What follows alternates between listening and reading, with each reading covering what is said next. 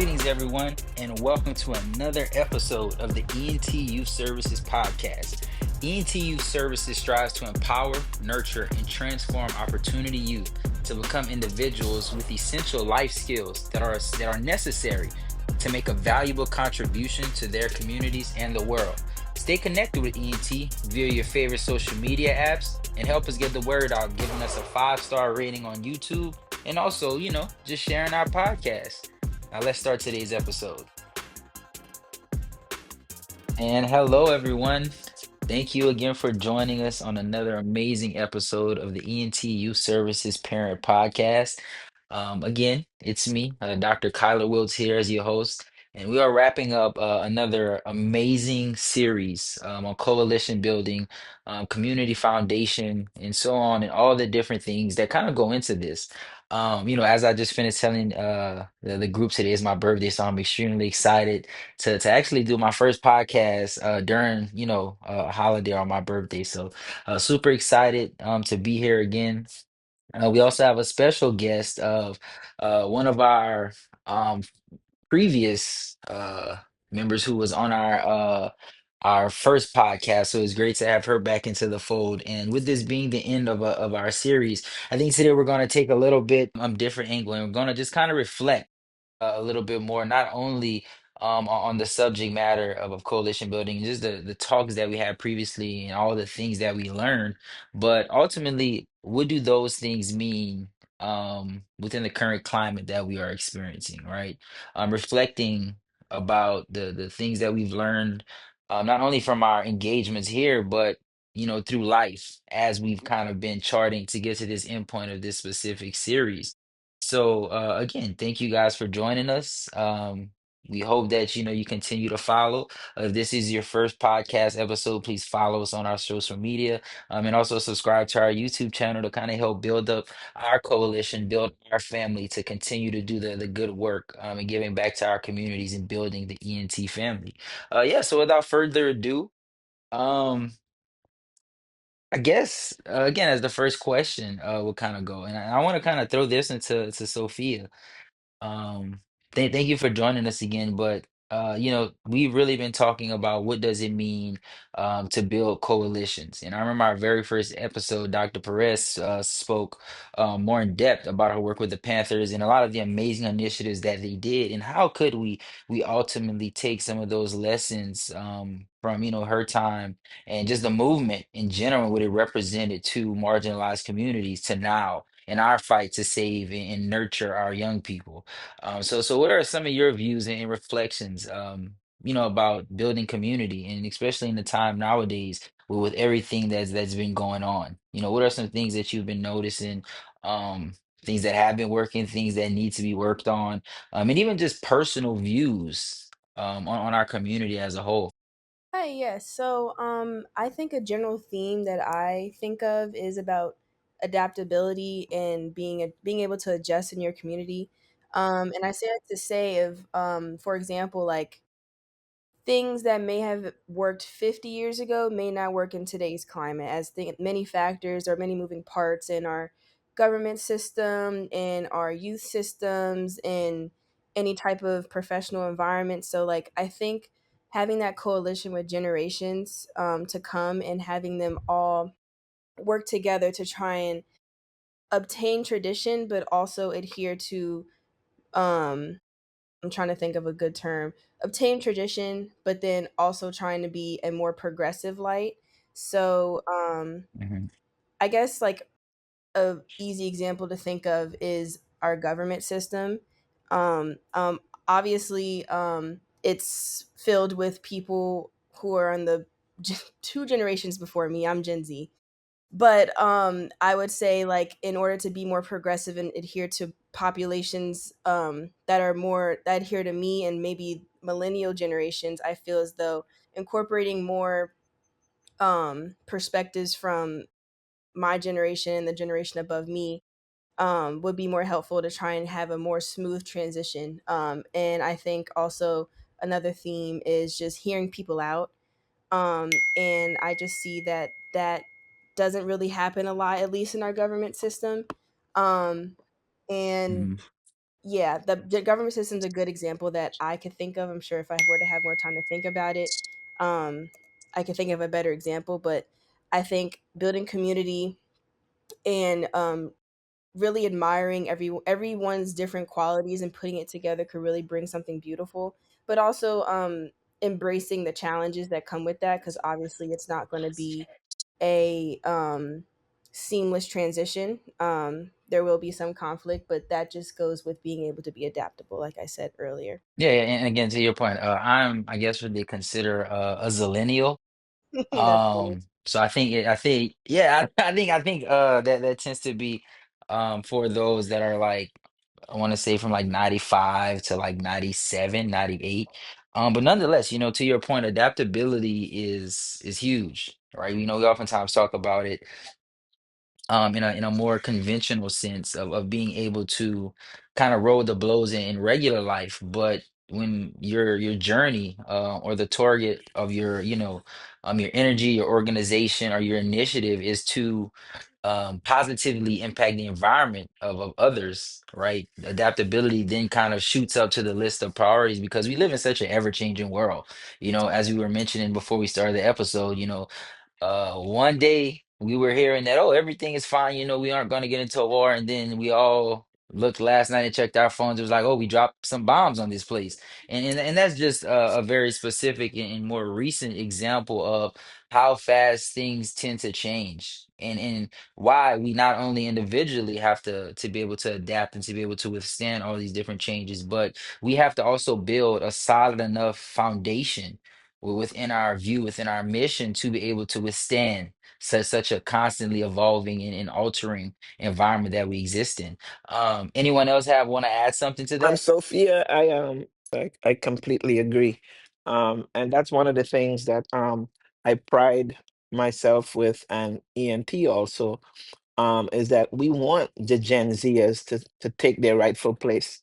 We want you to make a noise, and we will support you because we realize that if we don't get your input, we're not going to succeed. So I just want Sophia and her friends and all the young people listening today. We need you. Step forward. We want you to be heard. Okay. We don't want you to just sit back and say, nah, I'm not getting involved with this. We want you to be like Sophia. She will just she will send us stuff and say, hey, this is what we want us to do. But we just don't want you to send us stuff.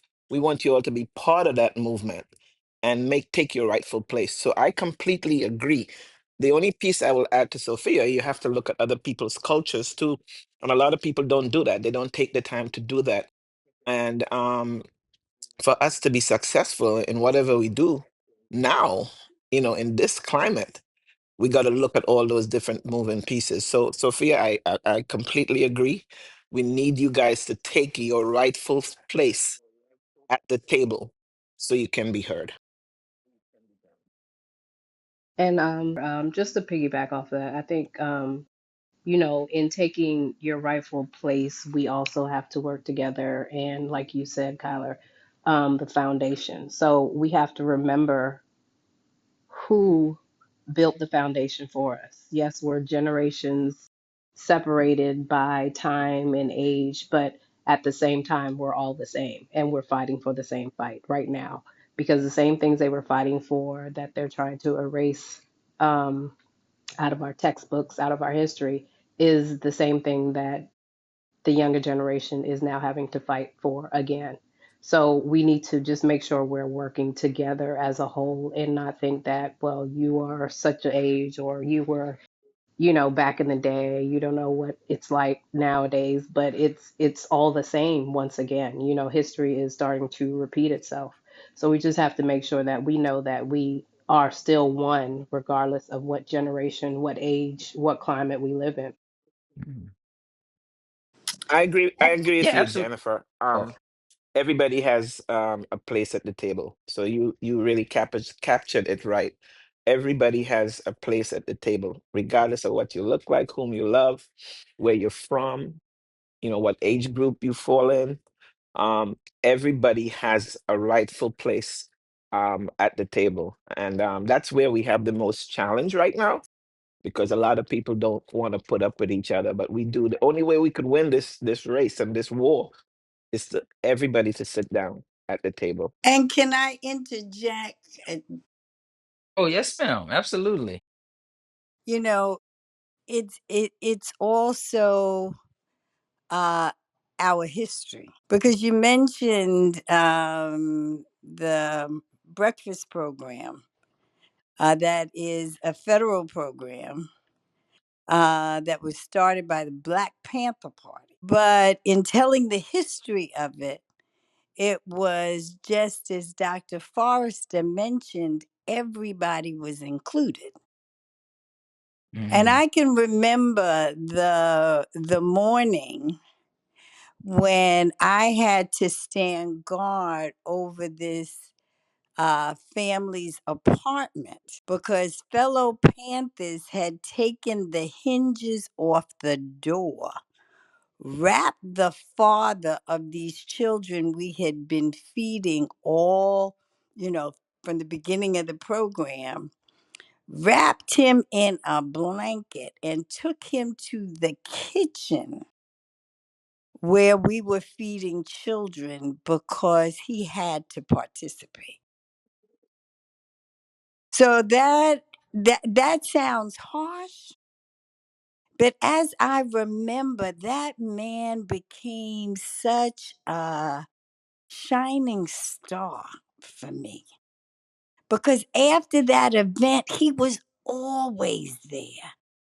He always had a smile for the kids. He was so invested because even though I didn't appreciate it then, the valued. Leaving that out of the story, leaving that out of what our breakfast program is as it relates to a federal program, is leaving out the heart. So it's critical that we also tell our story. Yeah, I sometimes, when you think about it, what the real OG was, Mr. Cousins, just hearing the stories, I've had the opportunity to hear the story of people who were enslaved. Anyway. Yes, and I think yes. Oh no, you absolutely hit it on the head. It reminds me, and it's a phrase that we oftentimes see or use on social media, and it's more so in a joking manner, but it could be used in conversations such as this one. And the phrase essentially is, um, "No one is bigger than the program." And it oftentimes within our spaces on social media and in more comical conversations, it's essentially saying like to a person like, oh, like don't think like you're bigger, or you're too good for specific situations. But at the same time, and to the point that Dr. Perez and Dr. Forrester pointed out, is oftentimes, you know whether it be predecessors and even successors, younger people who kind of, either don't want to be as inclusive in certain conversations or certain debates or certain considerations, or for predecessors, they tend to hold on to certain positions of power, um, of influence, which stagnates the movement, which stagnates initiatives to push people that need further along. And it's a danger to building coalitions, to solidifying that concrete foundation of community that we ultimately need to be successful. So I struggle with that myself, and I'm pretty sure Sophia as well could relate within that instance. Is like, we understand that it is time for us to take the mantle, push things forward for our generation and the people that come behind us, because the while the sentiments of the struggle are the same, the actual impacts, the actual outcomes, and the way that we are seeing it has also changed. So in that regard, right, what did that process look like for you all? our predecessors, when you guys were looking at, okay, we have a struggle here that our parents, our grandparents, or our mentors, or the leaders before us don't really understand. So we know that we have to take that torch to see the change that we want in our environment because they don't get it as much. They have their own lessons with history and their own experiences, but not only may it not be applicable, but when you see that the issues are going to directly impact you for the present and the foreseeable future, you tend to have more of a pull and a draw on these issues.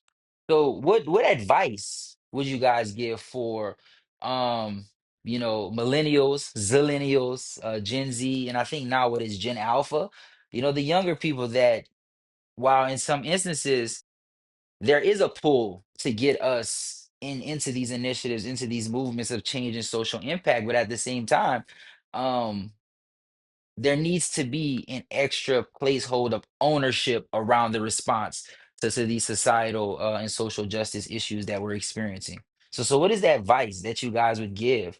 And even looking back to your younger selves when you were in similar situations, right? What did you how did you view um, your decisions in regards to this is our struggle now. Like this is what we need to do to kind of not only be inclusive, but spearhead the next step. That way, once when we move things forward, we could ultimately pass the baton to the next generations of young people. Hi, I'm Luisa. My advice would be for kids nowadays. They need to be strong mind. Don't listen to negativity. Always be positive. That's the only way you get through life. Because if you're not strong enough, how you gonna hold up whoever's coming behind you?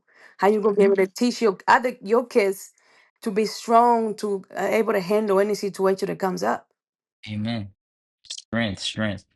Anyone else like to add on to that? I think that's an interesting point on strength because, as a Gen Zer, I grew up on President Barack Obama. So that was a very empowering era for me. And for us to go back in time with now Donald Trump, we are going back in time. And I think that's very frustrating considering from the progressive uplifting the Black community within government spaces and in many other spaces. So I do agree with that, having strength and then working together, but also falling back and being able to embrace the support of previous generations. As I forgot who mentioned the point on these issues are has been ongoing for generations to come, but just in different fonts. Since we mentioned that um, the world changes constantly, but the problems are kind of similar. So I just find that point very interesting because although many of you have gone from um, I would say a more conservative background to more progressive, I'm going from more progressive to more conservative, or at least they're attempting to. So I think that's very interesting and trying to build strength to go back to what my generation has been accustomed to. Hi, my name is Diallo Watts, and I am a part of the ENT Youth Partners. I just wanted to insert a short interruption to tell you about our sponsor. Today, our sponsor is you, the listener. Thank you so much for donating to ENT Youth Services on our website. Every dollar goes towards plans to continue our impactful workshops, expand our reach on social media, continue our successful podcast, and so much more. If you would like to sponsor ENT, please email us at contact@entyouth.com. Thank you so much for your continued support. Now, let's get back to the episode. Sophia, this is Dr. Forrester. I just have a quick question about the village because our core belief and fundamentals of ENT is based on the village concept. Could you tell us a little bit about who is your village and how did you, um, you know, use the experiences from your village or the empowerment, nurturing of your village to get to where you are right now? Yeah, so I'd say my village is definitely my family. I would be nowhere without them. I'm super rich with love from my um, extended and instant or direct family. It doesn't matter who, it could be my second, third cousin. I know if I were to pick up a phone and call to ask for a favor, they would come immediately. So definitely my family has been my backbone, has been one of my core values growing up. So leaning on them and then leaning on many stories that I have embraced and have used as life lessons to then progress through this world that we live in has been super helpful. And then also family ties, like, knowing Dr. Forrester through my aunt. And I just think that having many connections through family and friends has been super powerful and super uplifting for me. So embracing community with like minds has been very supportive, and also people who are willing to do that as well, because that's also an important factor. Like, you may feel like there is support, but there's also people who may be having a different willpower, and I think willpower is super important, and I've been super grateful to have that in my family and friend experience. Last question for me, Sophia. How important is the village concept to the Gen Z population? I feel like it kind of relates to the first question that was asked. I think obviously Gen Z kind of is in tune with a lot of the moving factors and more current issues that we have today, but also leaning back on previous generations that have gone through these similar issues.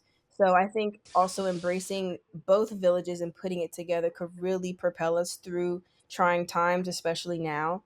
And I think leaning back on people who have gone through similar issues is super important, and with respect, with and trying to be progressive in those movements are really important, I feel. But also, to that point, to your question, Dr. Forrester, I also think the concept um of the village has also been I don't think distorted is the right word, but diminished in a sense.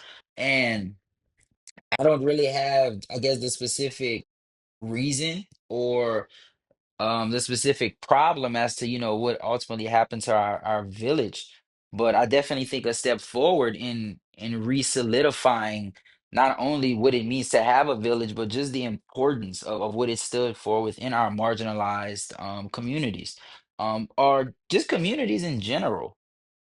For the longest there was the sentiment of, it takes a village to raise a kid, and you see throughout history, every stream of history where any type of sustainable change or any positive impact, shoot, even in some instances of a bad impact, right, it took a group of people working together to a common goal. And, for us to even begin to have these conversations of not only what it looks like to build a coalition, what it means to have a community or to have a village is always a step in the right direction, because we're acknowledging that there is an issue at hand, right? We look at, literacy rates, crime rates, so on and so forth, but that is more of an effect, not the cause. What is the root issue that is ultimately creating these conditions and these environments within our young people? And I would argue there is just such a pervasive lack of village, of community, of connectivity between people within our communities. And now it's more so individualistic, where I'll look out for me in my own, versus how much further could we get together? How much more could we do collectively within our community to kind of each one teach one, to build everyone, and to live the floor. And this is basketball terminology, but if you put a LeBron James on a basketball team, right, he lifts the floor and the ceiling. And ultimately in communities, all it takes is one person or one group who really wants to create that environment of sustainable change. And when you live the floor of something, the ceiling has no choice but to increase as well. And I would like to think that ENT is becoming a part of that lifter of communities, of environments, of society. And the more that we continue to not only have these conversations, but to engage as many people as possible, to make, concerted decisions as far as our initiatives with mental health, with academia, with physical fitness, with mentorship. And, even in this case, bringing Sophia back into the conversation to see, how does the younger generation really view everything that's going on? because it is good for us to speak about what the parents need. But at the end of the day, I would probably, argue that the parents, their biggest needs or concerns are probably tied to what their children need to be successful in this modern environment, in this modern time. So let me just say, Sophia never left the conversation. She just took a detour to do a few things that she Hmm. needed to do so she could come back and make a more meaningful contribution, to ENT. So she never did leave. Never once did she leave. Sophia, am I right? Yes, ma'am. Absolutely. But I think it comes back to Kyla, what you said, and what I said, and what Lucy said, and even Louisa. And, we need to bridge that gap. And that's what, I think ENT should really look at. There's a rift. We too often decide who sits at the table. And, that's not positive. Why not have a rapper sitting at the table? Why not have an AME minister sitting at the table? Why not have Sophia sitting at the table? Why not have Carlos? You know what I'm saying?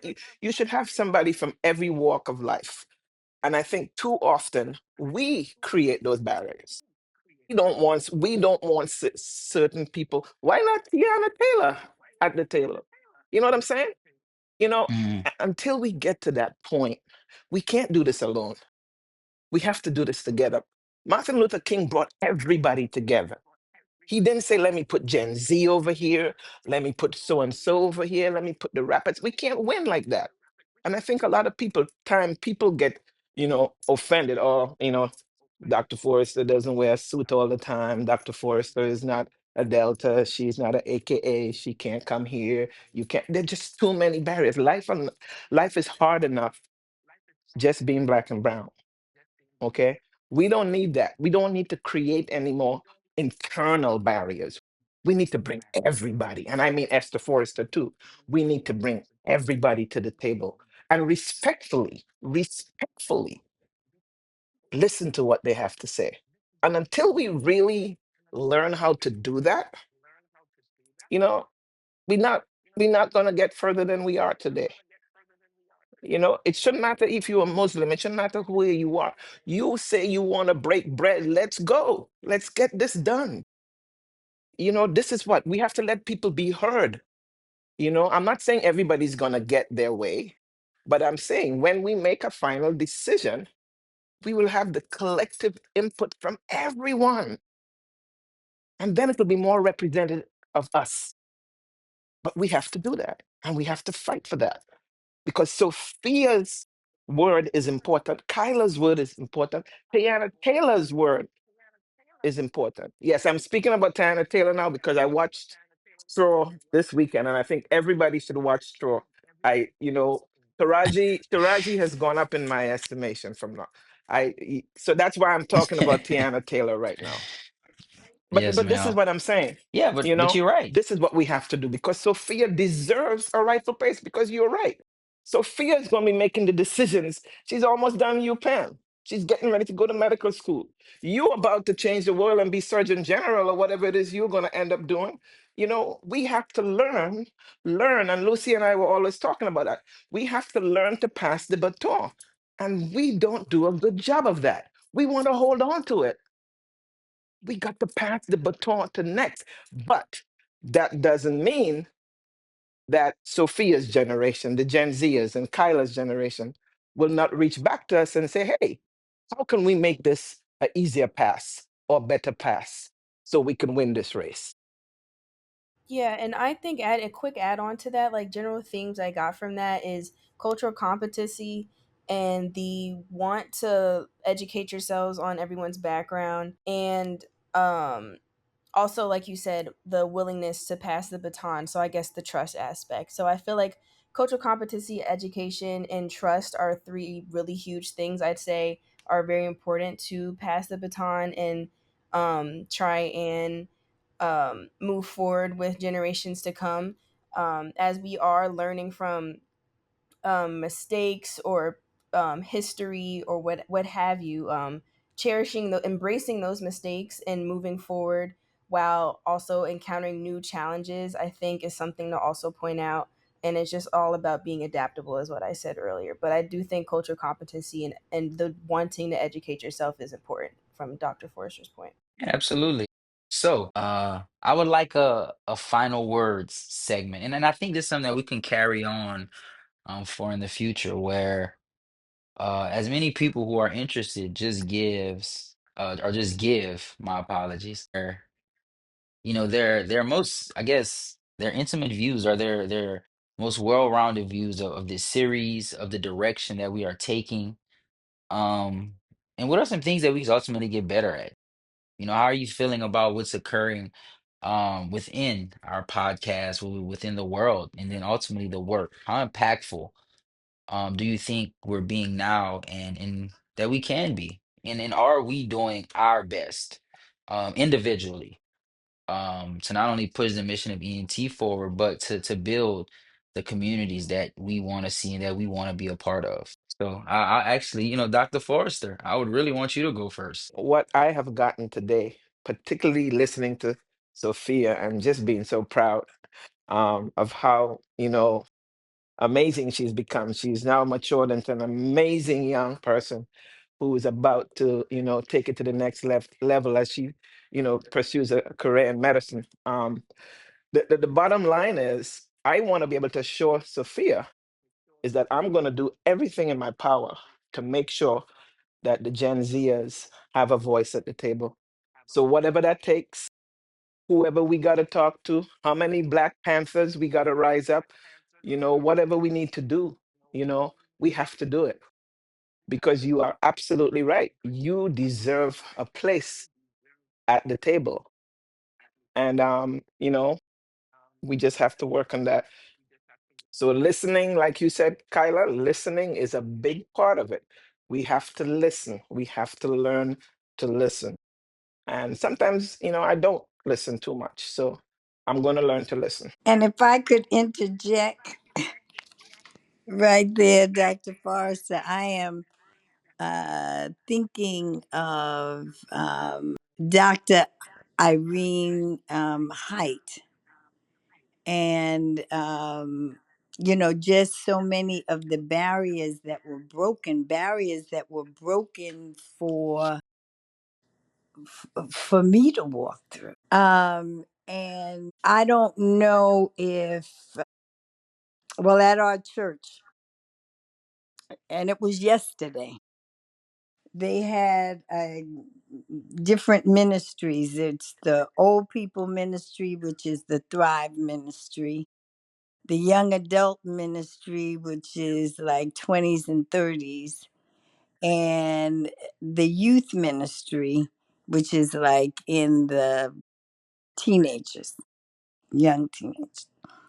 And we got together to cook, and then to understand Chat GPT. And the exchange was so marvelous, because teaching, I had two young men that were with me, how to properly cut up peppers to cook, and just that conversation, the development of the trust, so that when we shifted over to technology, they could show me how to use my phone to do all the things I pay for that I don't know how to do, that they know how to do. It was such a marvelous exchange, similar to the exchange I heard about by Dr. Height when I did a feed. And one of the things that she said, which I'm just chewing on now, and she transitioned over a decade ago, is the fact that we have to respect each other, Mhm. and that we're influencers. I don't know a medical student from Howard who has not been influenced by Dr. Forrester. She's an influencer in that arena. And in that arena, she can influence her peers because of the respect that they have. Sophia is an influencer of her generation.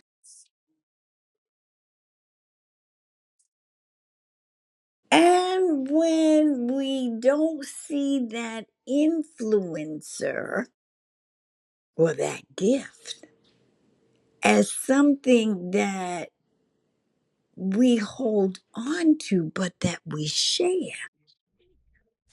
The old people used to say that's when God gets the glory because your influence, your brilliance, your your DNA, um, all of what you have experienced, your telomeres are because of the struggle, not because of you. So there's nothing new under the sun. And we are God's plan A, and there's no plan B. And maybe everything that's going on now is for the village, the community to come together or to see how together we are. I know this journalist just said that there was some research, and it was research asking some, young white children, what did they call their parents' best friends? And then the same question was transitioned to some black and brown young people. And the white children referred to them either, Bob, Helen, Jennifer, Karen, whatever.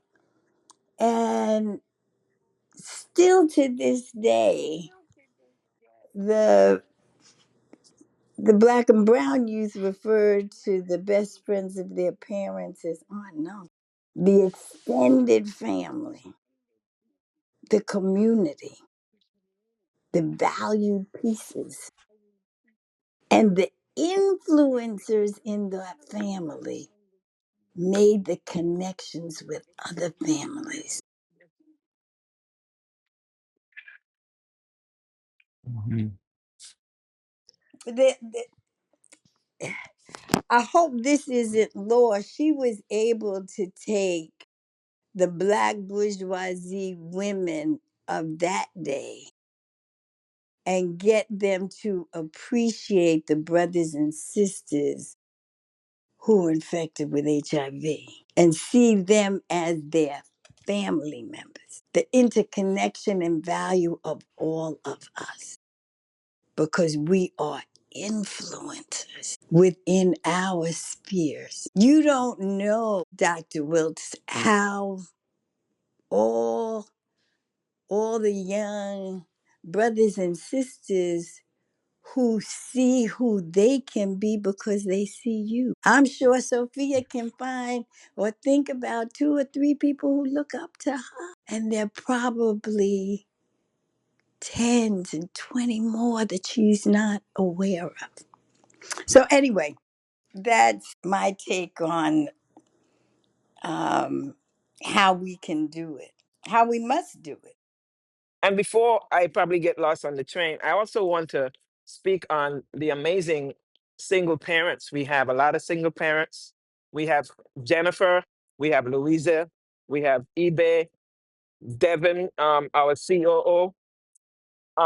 All these women are giants, and they have a lot to do with the reason why the village, the ENT village, is so strong.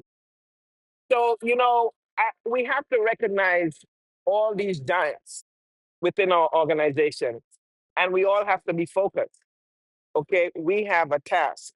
That task is to unite the village and to allow the giants like Sophia, like Tyler, to step forth and help us get to the promised land.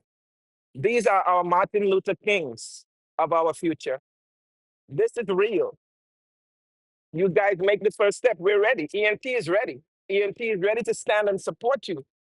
We want you to have that voice, but you got to step forward. You got to step forward. I promise you one thing: I will not allow anybody to not let you be heard within ENT.